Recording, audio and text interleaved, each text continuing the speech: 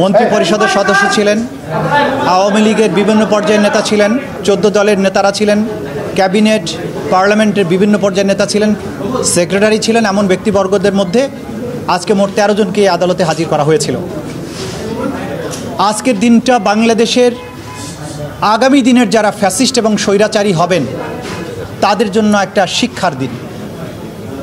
ক্ষমতার দম্ভ এবং মানুষের স্বাধীনতার আকাঙ্ক্ষাকে দমন করার জন্য অপরাধের মাধ্যমে, হত্যাকাণ্ডের মাধ্যমে, নিপীড়নের মাধ্যমে একটা জাতির আকাঙ্ক্ষাকে দমন করে গণহত্যা চালিয়ে মানবতা বিরোধী অপরাধ করে ক্ষমতায় যে চিরদিন থাকা যায় না এবং বিচারের মুখোমুখি হতে হয়, আজকের দিনে এই আদালতের দৃশ্য দেখে ভবিষ্যতে বাংলাদেশের যারা স্বৈরাচারী হওয়ার স্বপ্ন দেখেন তারা যদি শিক্ষা গ্রহণ করেন সেটা আজকের দিনের জন্য একটা বড় লেসন হবে বলে আমরা মনে করি।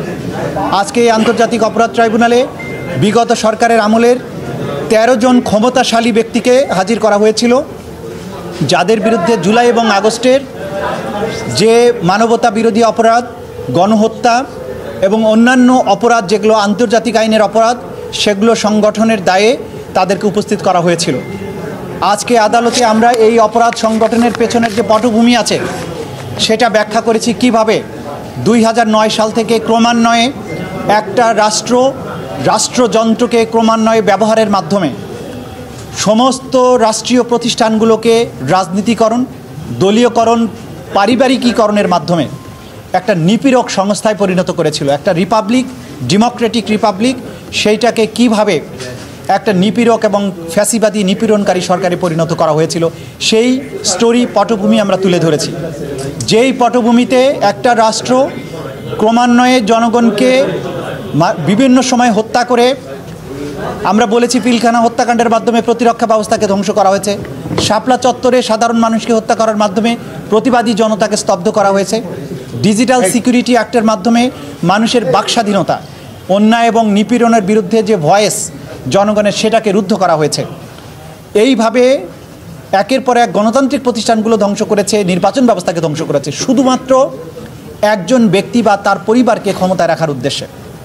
এটা একটা রাষ্ট্রের যে চেতনা, সেইটার বিরুদ্ধে তারা অবস্থান নিয়েছিলেন এবং সেটা করতে গিয়ে আজকে প্রধান আসামি ছিলেন শেখ হাসিনা।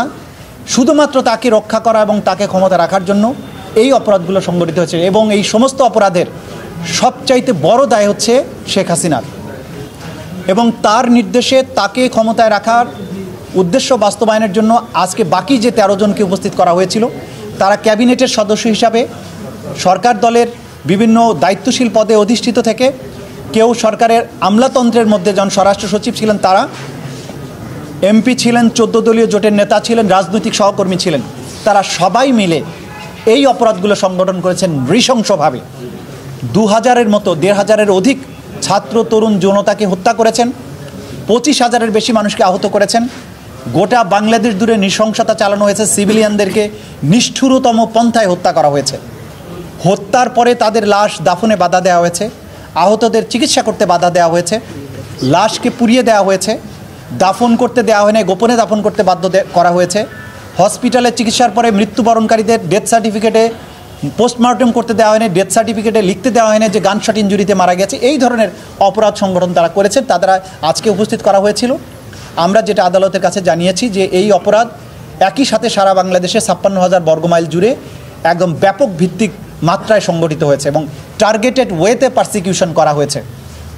এইটার তদন্ত সমাপ্ত করে বিচারের উপযোগী একটা রিপোর্ট দাখিলের জন্য আমাদের একটা যুক্তিসঙ্গত সময় দরকার।